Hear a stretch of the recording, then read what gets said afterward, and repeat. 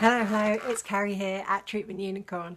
So I was working my way through a talk that I'm doing later this year for one of the Federation of Holistic Therapist groups in Nottingham. And I was thinking about what I was going to talk about. And one of the things that I really love is talking and helping other therapists and creatives to move from that place of fear and competition into one of building a business or growing a business from a place of love. I think it's a really, really interesting place that we're in right now, especially with all the social media access that we have, that we're constantly seeing competitors. We're constantly having our eye drawn and our heartstrings pulled to make comparisons between ourselves and other therapists, other business owners, other creatives, designers, authors, writers, musicians, healers, light workers, all of these things where we very much work from our heart. And what I'd love to see is more businesses growing themselves from a place of love. And I really think it's possible.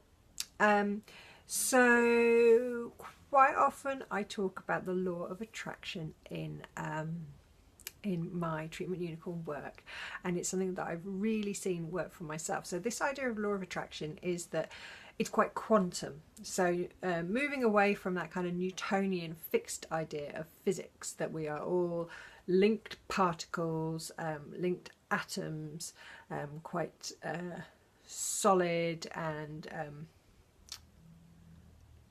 tangible. Quantum physics says that everything is vibrational and that everything is energy.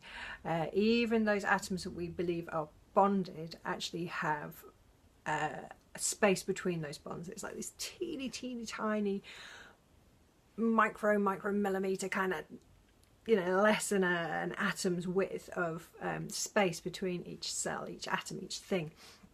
And so the frequency at which you are vibrating affects how you draw things towards you. So there's this idea that like attracts like. So if you are finding yourself in a sludge, I mean, we've all found that thing, when one thing goes wrong, everything goes wrong. And having played it with it myself for a fair number of years, I know that when I am coming from a happy place, when I'm coming from somewhere where I feel like my vibration is quite high, that's when I'm attracting towards me the clients that I love and the work that I love to do, and experiences in my life become more pingy and zingy, and it's just loads more fun. And I really think that this is something that we can all do more of. And I think that even in our times where what we see in the media is quite dark, it's quite worrying and depressing, that staying within a more grounded, centered place within ourselves, where we allow ourselves to work from our hearts and work from love rather than be pulled down by worry and fear, it's a really kind of cool place to be. So one of the things that I practice an awful lot of the time, especially when I find myself getting and dragged down by worry, is I focus on gratitude. So if I find I am in a sticky place at work, so that I don't think that I'm attracting the right kind of clients. This is kind of going back a little bit. My clients now, I love working with the people that I work with, and I find that I'm drawn towards the people that I want to work with. And there's a couple of things that have really kind of put me on the path towards that. So the first is about gratitude. It's about appreciating all those things that are good in your life right now. Even if you're having a really, really shit time, a really hard time, it's finding those simple little moments of pleasure and joy that you can really kind of go, yeah, that you're breathing.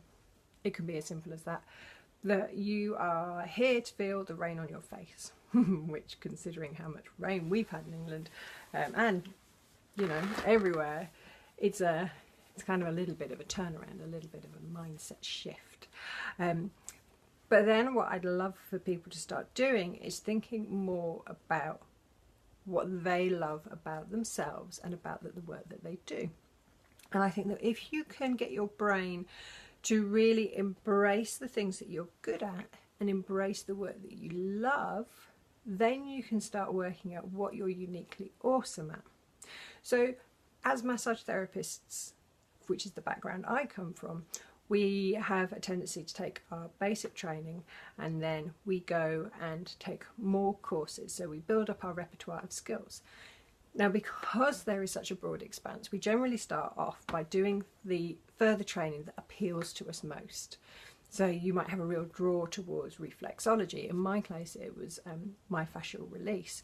You might find that you're really interested in zero balancing or in Reiki or sports massage or all of these different kind of modalities, all of these different techniques. And that makes it really simple because then you're kind of following your heart.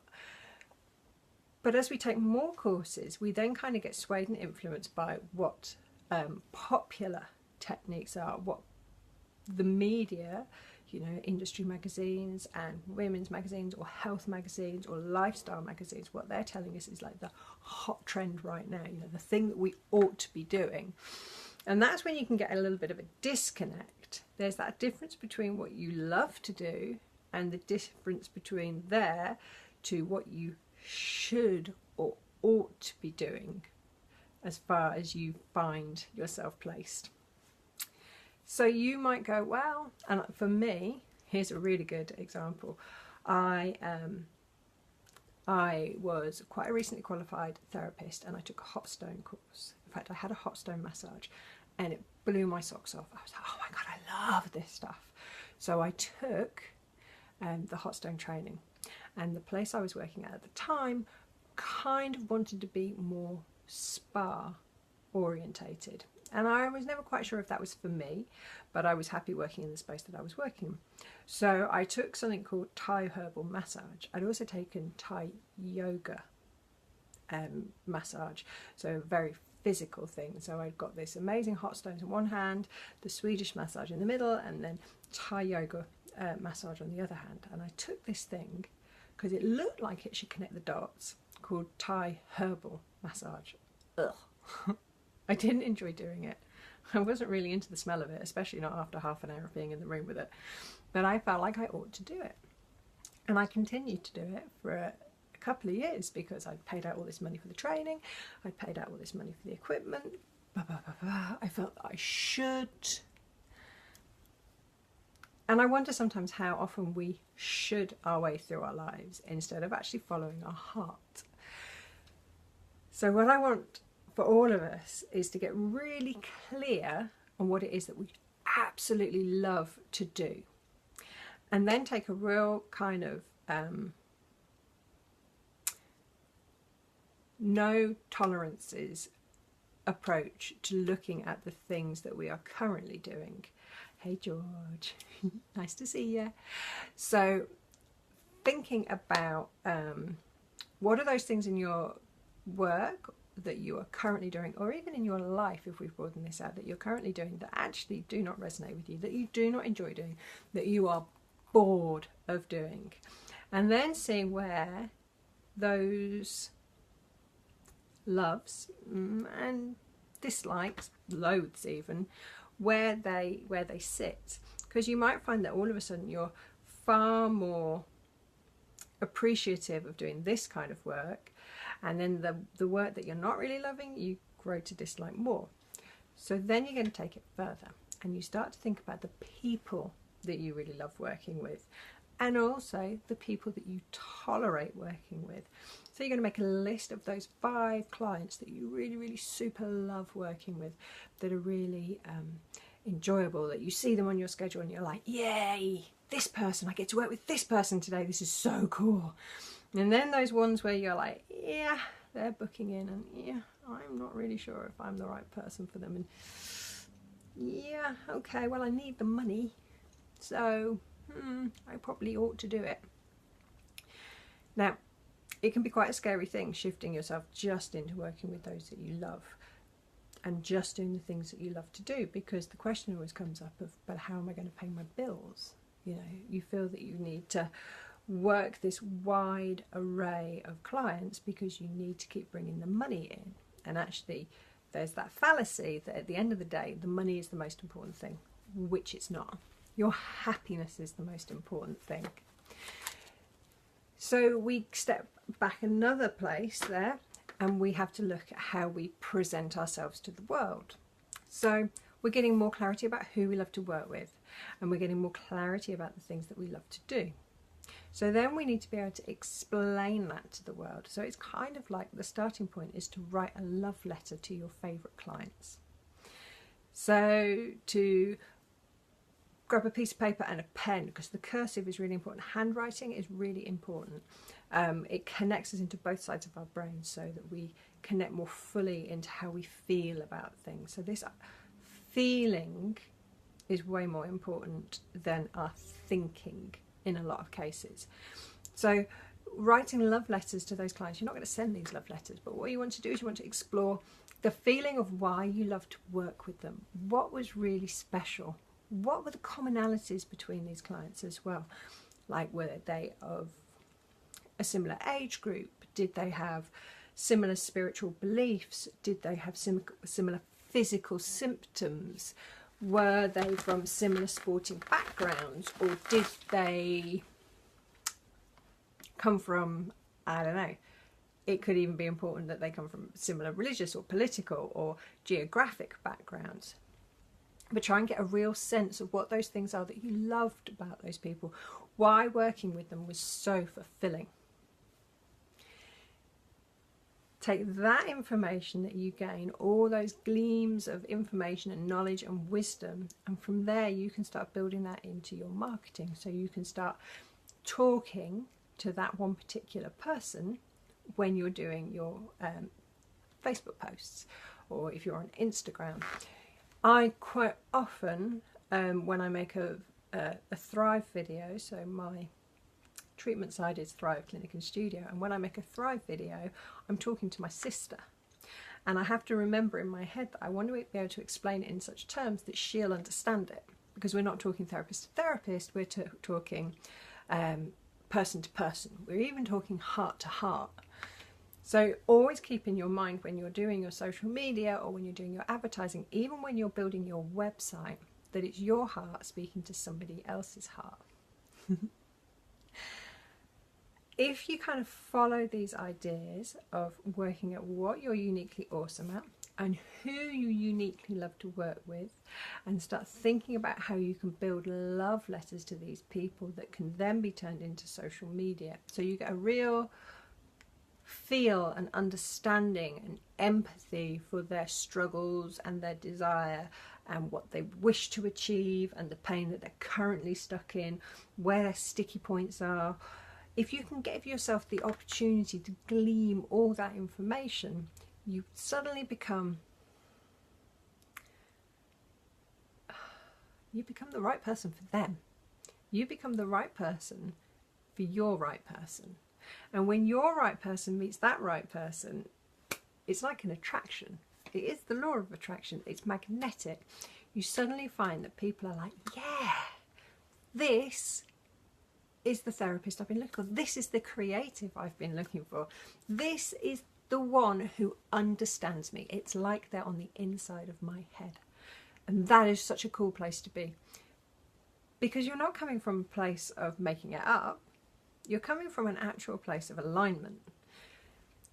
When you're aligning with your clients, when you're working with those clients that you really love, it doesn't matter what anybody else is doing.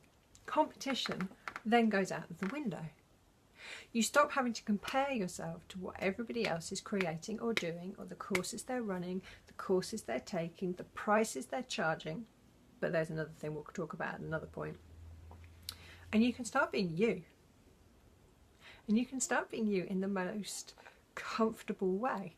That's not to say it's not scary to begin with, but you can grow into it, you can grow your confidence, and you become more and more you. There are techniques that you can use to help get yourself into the right headspace for writing those love letters. As I mentioned before, gratitude is always a great way to start. So when you begin in gratitude, when you get yourself feeling really kind of happy and high-vibey, when you focus on what is good in your world, it tends to make you feel just that little bit more pingy. when you're writing heart to heart, I believe that you should be coming from your happiest, highest place possible. Now, that doesn't mean you have to be ecstatic.